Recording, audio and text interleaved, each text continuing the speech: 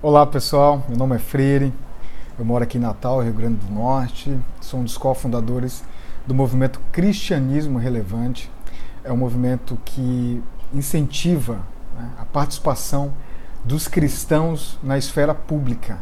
É uma forma de nós expressarmos o amor de Deus no mundo através das nossas vidas, através dos nossos atos. Então, participação social faz parte da democracia, engrandece a democracia e nós cristãos somos, digamos, vocacionados para a vida pública, porque ninguém melhor que nós devemos saber o significado de servir, o significado de amar o próximo. E são valores muito caros, né, no quesito sociedade, e os valores cristãos podem nortear. Nós vivemos um momento do nosso país de uma degradação moral muito grande, principalmente pelas autoridades públicas. E aí que deveria entrar a Igreja do Senhor, sendo sal e luz, né, sendo referência de valores para a sociedade. Eu não estou aqui incentivando a participação, a união de igreja e Estado. Longe disso. Eu quero parabenizar, eu estou aqui com a lição bíblica, né, está no meu iPad. Quero aqui louvar a Deus pela vida do pastor Douglas Batista, eu não o conheço. Nunca, não sei, nem vi o seu rosto ainda, pastor, mas eu sou um profundo admirador da sua vida, do seu ministério. Tenho certeza que foi Deus que escolheu para impactar a nossa igreja nessa época, num momento tão peculiar do Brasil. E parabenizar a CPAD também por uma lição tão maravilhosa. Essa lição do segundo trimestre, todas as lições são fantásticas. Elas têm a ver com o nosso dia a dia, né? Isso não tem preço. Nós muitas vezes nos enganamos falando muito da nossa vida celestial. Para a gente ir para o céu, na minha cosmovisão, eu não preciso fazer nada a não ser crer, a não ser usar a minha fé. E a partir do momento que eu escolho usar a minha fé, eu preciso viver aqui nesse mundo de uma forma diferente. E essa lição vem nos ensinando isso, né? Então eu quero compartilhar com vocês rapidamente algumas ideias nossas sobre ética cristã e política. É um assunto que eu estudo há 4 anos e eu tento fazer essa conexão entre fé e política, encontrar respostas para os nossos problemas a partir da nossa fé. E olha que tem muita coisa, né? O textuário está lá em Romanos capítulo 13, que Romanos capítulo 13, Paulo nos orienta como nos portarmos diante da sociedade, diante das autoridades. E ele, no versículo 13, no versículo 7, na verdade, ele fala que a gente não pode dever nada a ninguém, nem tributo. E aí, quantos cristãos hoje sonegam impostos? Muitos. E a justificativa é que nós pagamos uma carga tributária muito alta. Na verdade, nós não pagamos uma carga tributária muito alta. A carga tributária no Brasil é injusta porque ela taxa o consumo. E os pobres pagam mais impostos que ricos. Mas ela não é a mais alta do mundo. Nós temos países que têm taxas muito mais altas do que a do Brasil. O problema é que nesses países o serviço público funciona. Aqui você, além de pagar uma taxa alta, você precisa pagar outra vez pela educação, por saúde e assim por diante, né? A verdade prática diz que a política faz parte do dia a dia da sociedade. Gente, nós fazemos política todo o tempo. Política em si, que são os problemas da polis. Quando você fala da segurança ou da insegurança, você está fazendo política, você está discutindo política. Quando você fala da qualidade da educação, dos problemas no seu bairro, na sua cidade, no país, você está discutindo política. Só que a gente compara isso com política partidária, que é uma outra esfera dentro da política, e no momento está muito sujo, mas a gente não pode abandonar. E o autor muito bem aqui, ele ilustra falando sobre a igreja abandonou a participação social, a participação política, e aquelas que não abandonaram, elas usam isso de uma forma errada, de uma forma equivocada, usam para interesses de alguns apenas, e por isso que nós temos uma bancada hoje muito grande, mas uma bancada que não representa os valores cristãos. Porque você vê um caos que a gente vive, você não vê eles levantando uma bandeira moral, até porque muitos deles estão envolvidos em coisas escusas lá em Brasília. Mas vamos em frente. Leitura bíblica em classe, Romanos 13, 1 a 7, ele vem falar aqui que toda autoridade vem de Deus e as autoridades são constituídas para o bem. Então isso é muito interessante. E hoje, Paulo escreveu aos Romanos numa outra realidade. Realidade onde o povo não escolhia os seus representantes. Hoje nós escolhemos. E a autoridade existe para dar ordem, para dar lei, para manter a paz, para manter os serviços públicos para todos nós. E se não estiver funcionando hoje, a gente pode escolher, a gente pode mudar a cada 4 anos, né? E aí depois eu vou falar um pouquinho sobre isso, eu vou entrar aqui rapidamente nesses quesitos, já vamos com 5 minutos, eu queria fazer um vídeo até 10 minutos, mas não vai dar, vamos ver se a gente faz até 15. Os objetivos: apresentar uma perspectiva bíblica da política, compreender que a separação de Estado, Igreja é uma herança protestante, nós vamos ver isso aqui, porque todo lugar onde a instituição ela está associada ao Estado tem corrupção. Isso aconteceu a partir do século IV, e nós vemos hoje países onde a religião está no poder, que são os países islâmicos, né? Então há uma interferência muito grande. Então isso aqui tem que estar separado. Isso é uma bandeira protestante. Foi depois da Reforma Protestante. Mostrar como o cristão deve lidar com a política. Isso é muito interessante. Essa lição está maravilhosa. Na introdução, ele traz aqui alguns nomes de cristãos que fizeram a diferença na política. Ele cita aqui José, e José foi usado por Deus para salvar milhares de pessoas da fome, inclusive, né, a família do seu pai Jacó, que a partir dali nasceu Israel, a rainha Esther, rainha da Pérsia e da Média, e também ele vai citar mais à frente Daniel e outros aqui. Então ele diz, olha, nós nos afastamos. A igreja disse que política não se mistura, e tem um texto lá em Crônicas, eu esqueci agora, mas eu vou lançar a referência no meu canal no YouTube, Cidadão Freire, que diz assim: tudo que foi criado, Deus tem senhorio sobre isso, ou seja, tudo está debaixo da sua autoridade. Eu quero acreditar que você crê dessa forma. Então, se você crê dessa forma, por que não a política está inserida nesse texto?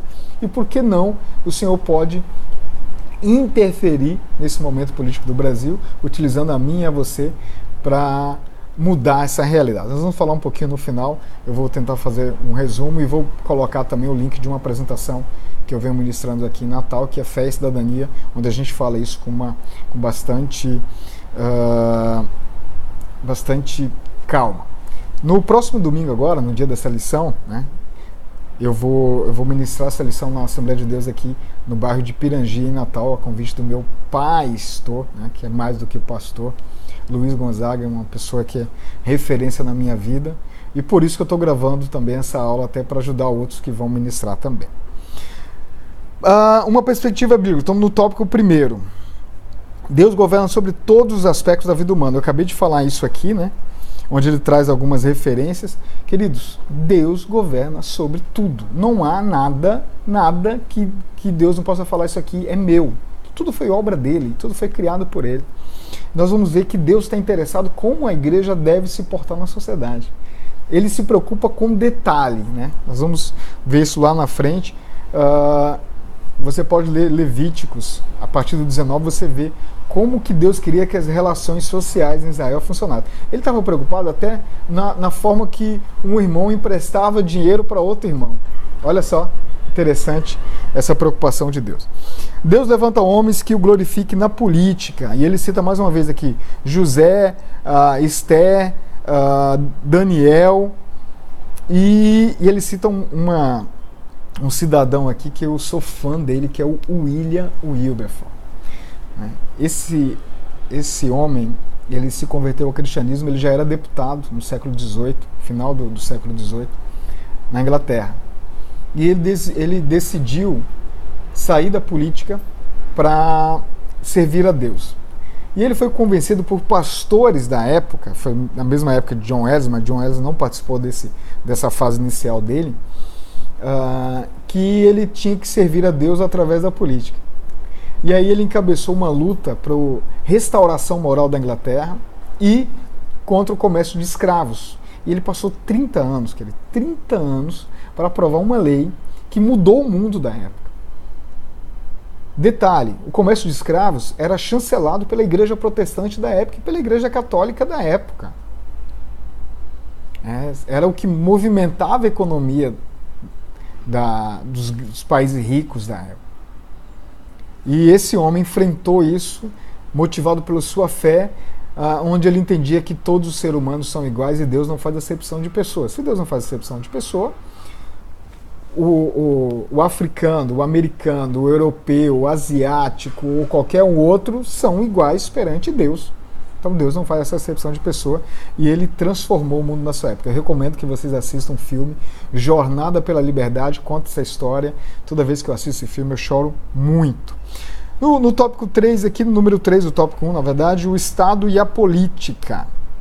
Onde ele vai falar que o Estado foi instituído para fazer o bem, tá? E nós devemos aqui lutar para que isso aconteça, né, participar de alguma forma. Vivemos no império das leis e por isso devemos exercer o mesmo princípio de submissão ao Estado. Então nós só temos uma recomendação, que ele vai falar também nesse tópico, que é quando o Estado interfere na nossa fé. E aí nós devemos nos rebelar contra o Estado, justamente para essa separação. Falou, não, você não interfere na minha fé e a instituição não vai interferir na forma de governar. Mas nós, cidadãos, temos o poder, né, de mudar os governantes, o poder de pressionar para mudar leis e assim por diante. Tá bom? O Estado e a Bíblia. Ele cita aqui alguns versículos do Novo Testamento, sempre no capítulo 13, mas tem outros versículos onde o Estado é servo de Deus para aplicar a justiça. Justiça é algo muito caro para Deus. Se você olhar de Gênesis e Apocalipse, Deus vai falar justiça várias vezes, porque nosso Deus é justo. Inclusive o reino de Deus é paz e justiça, começa na verdade com justiça, paz e alegria, né? Então, nós devemos buscar sempre a justiça. Desmond Tutu diz o seguinte, um bispo anglicano da África do Sul que lutou contra o apartheid, ele diz o seguinte: no momento de opressão, se você não tomar um lado, se você não fizer nada, se você for omisso, você já tomou o lado do agressor. E nós cristãos temos que sempre buscar e pautar a justiça. Então tem outros versículos que vai falar sobre essa separação de Estado e a Bíblia. Separação do Estado da Igreja é uma herança protestante. Muita gente fala, olha, a gente não pode falar de fé e política porque o Estado é laico. É justamente o contrário. Por o Estado ser laico, a gente tem que falar de fé e política. Aqui a gente tem que participar do Estado através da nossa fé. O Estado, ele não pode, e aí é o significado do Estado laico, ele não pode privilegiar uma religião em detrimento de outra. Isso é Estado laico. Mas também ele não pode interferir em nenhuma dessas religiões. Tá? Mas essa é uma luta protestante. Porque o Brasil era um Estado dominado pela Igreja Católica quando os protestantes chegaram ao Brasil. Inclusive em algumas cidades, em Recife, eu morei lá, nós tínhamos o cemitério dos ingleses. Porque, por ser protestantes, eles não podiam ser enterrados junto com os católicos. Então, essa separação é uma luta protestante. Então, isso aí nós devemos lutar por isso. E no número 1 do tópico 2 diz assim, a união entre igreja e Estado. No século IV, como eu disse, Constantino e Licínio, eles acabaram a perseguição contra os cristãos e no ano 380 depois de Cristo, o cristianismo passou a ser a religião oficial. E nessa época, alguns monges não gostaram e eles saíram das cidades e construíram aqueles monges que ficam isolados, porque eles entendiam que a religião e o Estado não podiam andar juntos, né? São dois extremos. A gente não precisa estar junto o tempo todo e também não precisa estar longe. A gente tem que estar perto o suficiente para influenciar e longe o suficiente para não se contaminar. Eu falo isso em termos de instituição. A separação e a igreja e o Estado. No fim da Idade Média, os ideais humanistas valorizaram os direitos individuais do cidadão. Aqui já está começando uma nova fase do cristianismo, onde começa a reforma protestante, porque aqui a igreja dominava geral, a igreja cobrava indulgências, e aí Martinho Lutero, que não queria criar uma nova religião, ele queria só reformar a sua, falou, mas está tudo errado, né? A salvação, e hoje em dia nós vemos muitas igrejas, de certa forma, vendendo salvação, porque impõe uma série de regras para você ser salvo, e para você ser salvo você só precisa crer. Agora, o fato de você crer vai te levar a um arrependimento e uma nova vida a partir daí. Essa nova vida vai dar frutos dignos de uma pessoa diferente, né? Mas não quer dizer que você precisa fazer nada para ser salvo. Você precisa ter fé. Isso é libertador. Foi isso que Martinho Lutero fez na época. Ele falou, não preciso comprar. eu não preciso pagar por isso, eu não preciso fazer penitência para ser salvo. Não. Eu agora tenho que mudar a minha vida a partir desse novo entendimento, que é justamente uma vida cristã saudável. E a partir da reforma mudou essa relação. Nós temos na história de Calvino, na história de Kuyper, que foram influenciados pela reforma e passaram a ter um novo modelo de sociedade. Os melhores países para se viver no mundo têm raízes protestantes. O modelo de Estado laico brasileiro, vem falar um pouquinho aqui do modelo de Estado laico, e nós vemos que no Brasil ainda há uma tendência para o cristianismo, porque a maioria da população ela é cristã, mas a gente tem que tomar cuidado para que não seja... nós sejamos injustos com outras religiões. Porque se você é cristão, você está achando bom, mas se você não é, você não vai gostar. Da mesma forma que eu sou cristão, eu não gostaria que uma outra religião estivesse influenciando o Estado a ponto de ter benefícios do Estado. Então, tem que ser justo para todos. E nós que somos cristãos, somos defensores da justiça. Não é isso aí? Como o cristão deve lidar com a política? Já estamos entrando aqui na parte final. O perigo da politicagem. O que eu vejo hoje, e nós estamos vivendo um momento delicado na política aqui no Rio Grande do Norte, onde um político cristão foi citado por uma delação premiada, envolvido em um escândalo enorme de indicação de cargos comissionados, mas uma forma de desviar dinheiro da Assembleia Legislativa. Isso é vergonhoso. E tem vários pastores, irmãos da igreja, perto desse político como perto de outro. O problema aqui, eu não vou só criticar o político, o problema é que a maioria dos cristãos hoje, pastores ou não, que se aproximam da política, não são todos, se aproximam para ter benefícios, às vezes individuais, ou benefícios para a sua igreja, tá? Que ele pensa que isso é legítimo, mas não é legítimo usar dinheiro público para benefício de uma igreja A, B ou C. Isso é ilegal. A gente não pode ser inocente nesse sentido. Dinheiro público são para políticas públicas. Às vezes a gente só olha, não, mas é só um pouco. Não, é ilegal. Dinheiro público é para políticas públicas. Então, quando a gente pede um patrocínio, por exemplo, um político, se ele não tirar do bolso dele, que ele pode tirar do bolso, mas imagina quantos eventos tem na sua cidade, no seu estado. Ele não vai tirar o salário todo dele para pagar esses eventos. Ele tira de algum lugar.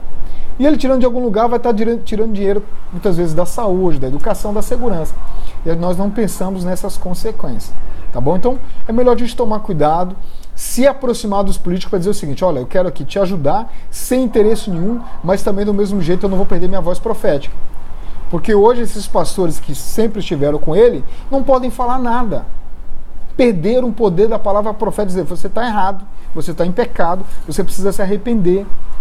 Natan foi lá na frente de Davi e falou, olha, você está tudo errado. Então a postura do cristão no dia a dia é pautada nos seus valores, pautada na verdade, pautada na ética. Nós devemos participar da política, sim, motivado por esses valores. Tem um pastor amigo nosso, que hoje é missionário na Espanha, meu amigo Bruno Silvestre, ele diz o seguinte: o voto tem consequências coletivas, portanto, se eu escolho errado, eu estou pecando. Olha até que ponto ele entra nesse detalhe. Se eu escolho errado, eu estou pecando. Nós já vamos passando de aqui 18 minutos. Então vamos tomar cuidado com isso, delimitar a atuação da igreja. Eu defendo a atuação da igreja como uma instituição que preza os valores cristãos. Eu sonho um dia com todas as nossas igrejas e outras igrejas batistas, presbiterianas, igrejas sérias, se unirem e falar, olha, nós não vamos aceitar nenhum tipo de corrupção na nossa cidade, nenhum tipo de corrupção no nosso estado, nós queremos que políticas públicas funcionem, nós queremos centro de recuperação de drogados em todas as cidades que têm demanda para isso, nós vamos ajudar com mão de obra gratuita, com voluntários, mas a obrigação é do Estado. Então eu defendo esse tipo de participação. Porque quando você escolhe A, B ou C, e aí entra cegamente num processo desse, muitas vezes com interesses escusos, quando acontece como está acontecendo aqui, em caso de corrupção, como é que você fica? Então, eu defendo que você apoie, pode apoiar enquanto cidadão, não enquanto instituição, até porque enquanto instituição é ilegal. Então, enquanto cidadão, você pode apoiar o candidato A, B ou C, mas que esse apoio seja motivado pelos seus valores, porque esse candidato levanta bandeiras que nós devemos levantar, que eu vou entrar nisso já já. Tá? Ajustando o foco da igreja, ele está justamente dizendo que nós devemos lutar por mudanças sociais. Além desses nomes que ele citou, eu queria citar Martin Luther King, que fez política sem estar na política partidária. O que ele queria? Justiça. Ele queria que os negros tivessem o mesmo tratamento que os brancos nos Estados Unidos. Isso é justiça.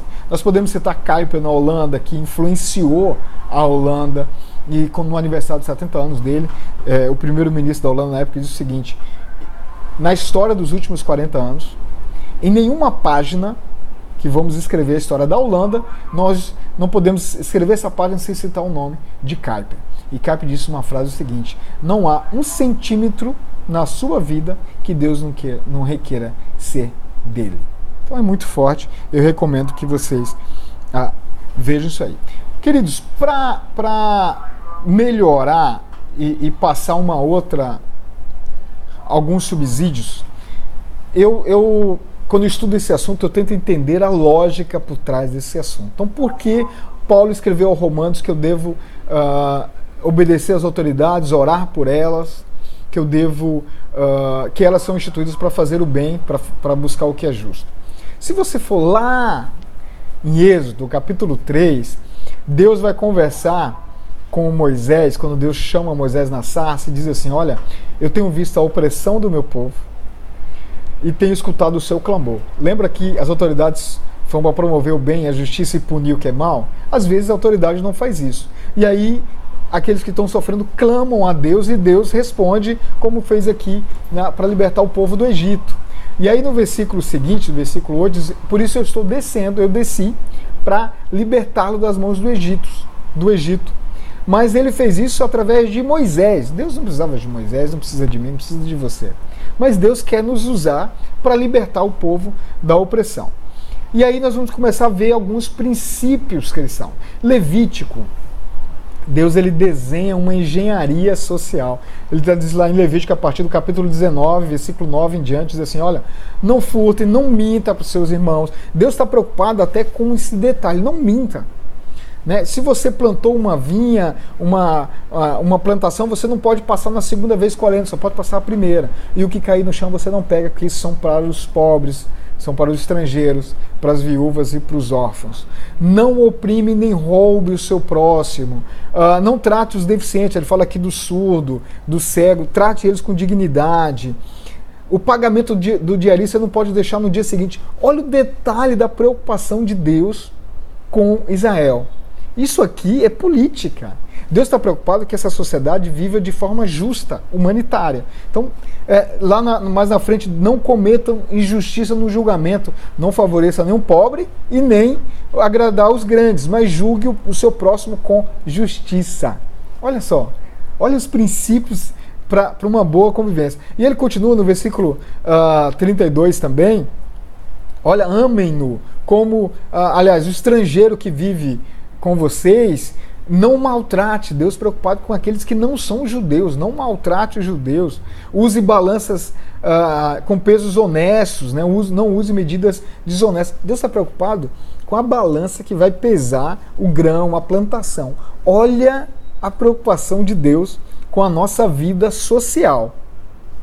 São outras, e aí você vai lendo em Levítico, nós temos ainda Levítico 25, nós temos aqui o ano sabático, o ano de jubileu, onde o ano sabático não era para plantar nada, mas o que a terra dava, mesmo a terra sendo dele. Quem poderia comer eram todos os pobres, órfãos, viúvas e estrangeiros, além do dono da terra. Deus ia dar isso no ano de número 7.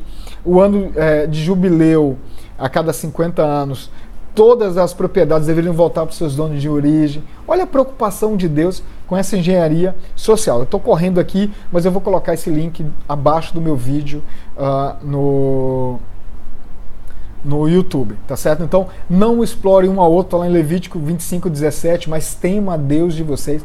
Então, a exploração ao próximo fere a Deus, porque o próximo é a imagem e semelhança de Deus. Lembra da parábola do bom samaritano? Onde um sacerdote e um levita passaram de lado e deixaram aquele homem semi-morto. Eles não fizeram isso, não é porque eles eram pessoas más, mas porque eles estavam indo cumprir uma religiosidade, precisavam chegar até o templo, não podiam perder tempo. E aí Jesus conta aquela palavra para dizer, olha, aquele homem caído faz parte desse perfil aqui, era um pobre, estava sendo oprimido, ele foi oprimido por alguém, estava quase morto e precisava que aquela vida, que a vida é um valor muito caro para Deus, fosse salva. E aí, se a gente cumprir tudo isso, versículo 19 tem, então a terra dará o seu fruto, vocês comerão, fartar-se-ão e ali viverão em segurança. Olha uma palavra profética, se a gente combater ali a injustiça. Eu vou lá no Salmo de número 12 também, eu falo no versículo 5, que Deus fala assim, pela opressão dos pobres, pelos suspirados necessitados, me levantarei, diz o Senhor, e eu porei em segurança todos aqueles que por isso almejam, que por isso lutam também. Aqui vou lá em Isaías capítulo 1, é tremendo. Deus desconstrói todos os rituais, o sacrifício, o incenso, as orações, as festas, as assembleias, tudo que ele tinha instituído para Israel como forma de culto. Ele fala, olha, isso estou abominando. Por quê? No versículo 16 ele explica, porque vocês têm maldade nos atos de vocês têm sangue na mão de vocês, parem de fazer o mal. Se a gente fizer isso, o versículo 17 diz, aprender a fazer o bem, buscar o que é reto, buscar o que é justo, e aliviar o oprimido, fazer justiça ao órfão e pleitear a causa da viúva. Se eu aprender a fazer o bem, se eu buscar o que é justo, e se eu corrigir o opressor, numa outra versão diz assim, eu vou comer o melhor dessa terra, está lá no versículo 19, olha uma palavra profética, se eu fizer isso. No versículo 18 diz o seguinte, se eu aprender a fazer isso, os meus pecados, que a gente peca diariamente, eu não entendo aqui que entra o pecado da opressão ao próximo, mas os meus pecados podem ser vermelho como escarlate, que vão tornar alvo como a neve. No versículo 23, o mesmo capítulo 1 de Isaías, diz assim, seus líderes se rebelaram, macomunados com ladrões. Todos eles amam o suborno e estão sempre à busca de presentes e recompensas materiais. Eles jamais defendem o direito do órfão e não dedicam a menor atenção à causa da viúva. Muitos líderes cristãos estão nesse perfil agora. Muitos. As pessoas perderam a essência da fé, os valores cristãos. Continuam pregando, continuam falando em línguas estranhas, mas perderam a sua essência. Porque o povo continuava adorando e Deus estava condenando aquilo lá. Então a gente precisa entender qual é a nossa motivação para fazer as coisas. Seja participar na política, seja ser um pai de família, seja ser um empresário. Qualquer coisa que eu faça, eu preciso entender a motivação. E a motivação é sempre amar e cuidar do próximo como uma forma de expressar o amor de Deus no mundo. É isso? Está passando meu helicóptero aqui agora, mas vamos em frente. Uma outra história, e eu já estou terminando, Neemias. Neemias, quando ele ouve que o povo de Jerusalém está desolado, está vulnerável, está passando necessidade, ele chora, ele cai em pranto. Nós perdemos essa capacidade de nos colocar no lugar do outro, perdemos a capacidade de ter compaixão. Quantas pessoas que nós conhecemos hoje em dia estão sendo afligidas, estão sofrendo, morrem porque não têm acesso à saúde, morrem porque são pobres, negros e jovens, estão na lista do topo de mortes violentas no Brasil, morrem porque não têm acesso à educação de qualidade, e por aí vai, porque gente que estão praticando mal, estão se associando, se apropriando do Estado para benefícios individuais. Precisamos combater isso, motivado pela nossa fé. Neemias, ele foi orar, ele foi se consagrar, mas ele não ficou só nessa fase da oração e consagração. Ele falou, preciso sair do palácio e reconstruir Jerusalém. Eu recomendo que você leia esse livro de Neemias a partir dessa perspectiva de reconstrução do Brasil, e você vai ver que Deus vai falar com você grandemente. Chega a me arrepio, porque é um texto muito atual. Tem gente querendo mudar, mas tem Sambalate, Tobias por aí atrapalhando, mas o que está com a gente é muito mais forte. Então, o texto de Neemias, recomendo essa leitura, e aí nós já entramos no Novo Testamento, e lá nas bem-aventuranças, aqueles que têm sede e fome de justiça serão bem-aventurados, os misericordiosos serão bem-aventurados, os pacificadores, os perseguidos por causa da justiça, porque deles é o reino dos céus. Precisamos ser sal e luz. Sal e luz é um símbolo de externo. Não tem como você ser sal e luz na igreja. Tem que ser sal e luz no mundo. E a política é uma forma que nós devemos ser sal e luz. Devemos entrar lá, pautada por esses valores. No versículo 16 diz assim: assim brilha a luz de vocês diante dos homens, para que sejam, que vejam as suas boas obras e glorifiquem ao Pai que estás no céu. E aí tem mais outros tantos textos que eu coloco aqui, e eu vou fazer isso, colocar o link debaixo do vídeo no canal Cidadão Freire. Se você colocar no YouTube, Cidadão Freire vai me encontrar. Se colocar no Facebook Cidadão Freire, também você vai me encontrar. Muito obrigado pelo seu tempo com a gente. Compartilhe esse vídeo com seus amigos. Nos ajude a levar essa visão. Tá? A parábola de Jotão é muito interessante. Juízes, capítulo 9. Vejam como foi escolhido ali a árvore para reinar entre eles. Muito interessante essa meditação também.